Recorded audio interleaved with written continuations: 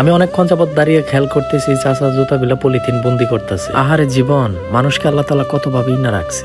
আসসালামু আলাইকুম চাচা, এগুলো কি চাচা? দেহি এমপি হচ্ছে দেহি না কি এর জুতা কোন দিন খুঁটটা নিয়ে এলেন? হ্যাঁ, আল্লাহ আনছে। আচ্ছা তাহলে এক কাজ করুন, এনো বহুন আপনার এনো তদন্ত করবো আজকে কি নি শুনিনু আপনি। হ্যাঁ, এই চাচার সব ব্যাগ ট্যাগ নামাও, চাচার তদন্ত করা হবে। আমরা আইছি চাচা মনে করেন যে মানিক মিয়া টিমের পক্ষ থেকে, ঠিক আছে?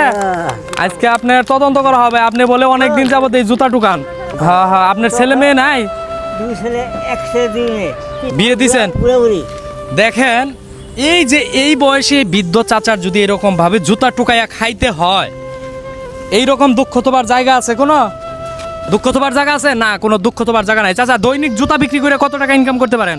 100-150 টাকায় কি আপনার দিন চলে যায়? আমি বাবা নাতি করি একটা নেই, আর বুড়ি আছে পরে পড়ায় মা মরছে, পরে আনছে পড়ায় আনছে, পড়ায় বাগিনা পয়সা আনছে, এইটাতে খাই। আচ্ছা ওই যে আপনার ছেলে যে আছে তারা কি আপনার ভাত টাত দেয় না?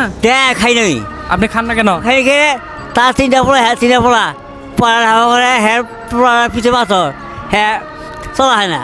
আমি আর একটা দিই, ছেলেরাই চলতে পারে না। হ্যাঁ আহা। তুই পড়া ঠেমাক 10 লাখ ঋণ করছি, 10 লাখ। 10 লাখ টাকা ঋণ করছেন।